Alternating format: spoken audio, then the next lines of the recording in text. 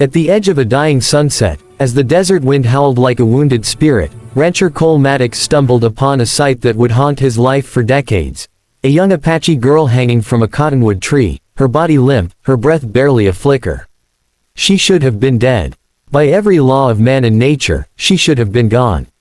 But something, call it fate, call it mercy, made Cole dismount, cut her down, and press life back into her lungs.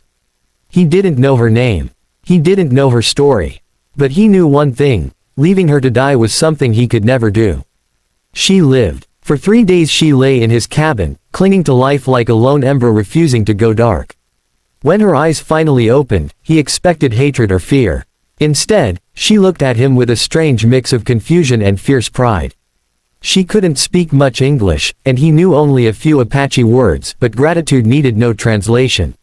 She whispered one word before disappearing into the night: nay. It meant, I will remember. Cole never saw her again. Years passed, and the West changed. Violence grew like weeds across the frontier. Droughts came. Herds died. The government tightened its grip on Apache lands. Cole grew older, lonelier. He had no wife, no children, just a ranch with too many memories and a silence that echoed louder each year. Sometimes, late at night, he wondered if the girl he saved had survived long beyond that moment. Or if fate had simply delayed the inevitable. Then came the 20th year. The morning started like any other, dry wind brushing sand across the porch, cattle grazing near the ridge. But around noon, Cole felt the earth tremble beneath his boots, rhythmic, steady, unmistakable. At first, he thought it was a coming storm. But storms didn't move in lines. And storms didn't carry the low, rolling thunder of hundreds of hooves. An army was approaching. He saddled up, rode to the ridge, and froze. Stretching across the horizon was a vast formation of warriors, fierce riders, proud banners, and the disciplined movement of people ready for war. They carried Apache markings, yet something about their formation was different, almost regal. At their head rode a woman wearing a ceremonial breastplate, feathers braided into her hair, and a hardened expression carved from 20 years of survival.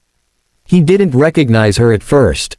But when she raised her hand and the entire army halted with precision, when her eyes locked onto his like she had been searching for him through 2 decades of dust and blood, Cole's breath left him.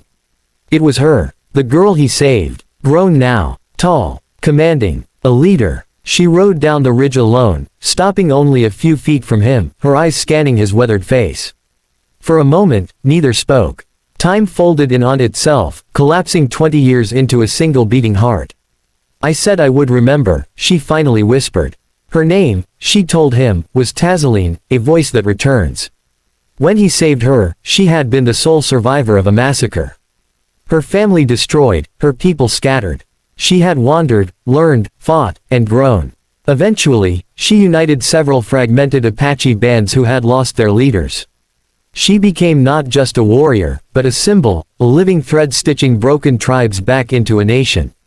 But she had returned for more than gratitude. Trouble was coming, not the kind that hits like lightning, but the kind that spreads slowly, choking everything it touches. A wealthy land baron named Silas Crow had struck a deal with corrupt officials, planning to seize the remaining Apache territory, and Cole's ranch stood on the final strip of land he needed. Crow's men were already moving in, armed with government paperwork and rifles, clearing out homesteaders, burning farms, and preparing for a takeover. Tazeline didn't come to conquer him. She came to repay the debt. She came to defend the man who once saved her life.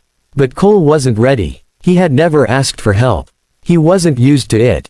And the idea of an army on his land stirred fear of a different kind, fear for her safety, fear of the war she carried with her. You don't owe me anything, he said quietly. Her jaw tightened. A life debt does not fade. You gave me breath. Now I give you back your land. Crow struck fast, just days after her arrival. His men rode in with torches and guns, expecting to intimidate a lone rancher. Instead, they found organized resistance, scouts watching from cliffs, warriors moving silently through the sagebrush, every rider communicated through signals and calls. The ranch became a fortress, and Cole found himself fighting alongside people he had once been taught to fear.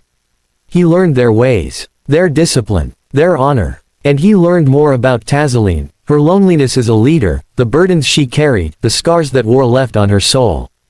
She asked him once why he had saved her. Cole answered honestly. Because no one else did. Her reaction wasn't dramatic. She didn't cry. But something in her expression softened, as if a wound long hidden had finally found air. When Crow himself arrived with hired mercenaries, the final battle lit the desert in flashes of gunfire and storm clouds of dust. Cole nearly died shielding two young warriors from a flanking attack. Tazaline fought through lines of rifles to reach him, refusing to let the man who saved her perish under her watch.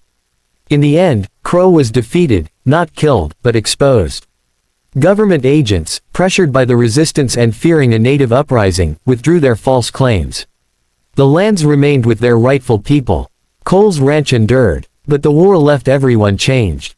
Tazaline prepared to lead her people back to their homeland, now safe for the first time in decades.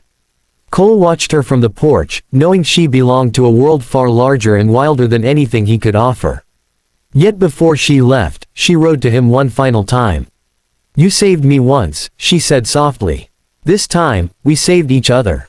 He touched her hand, rough palm to rough palm. "Will I see you again?" She took a slow breath, and for the first time, he saw vulnerability flicker behind her warrior's resolve. "Only if the wind calls me," she whispered. "Or if you do." With that, she turned and rode off, her people falling in behind her like a great river flowing back toward its source.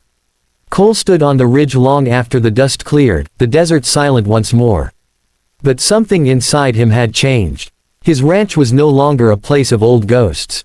It was a place where a life saved had turned into a legacy, a reminder that one act of compassion can echo across decades, across nations, across the very bones of the earth.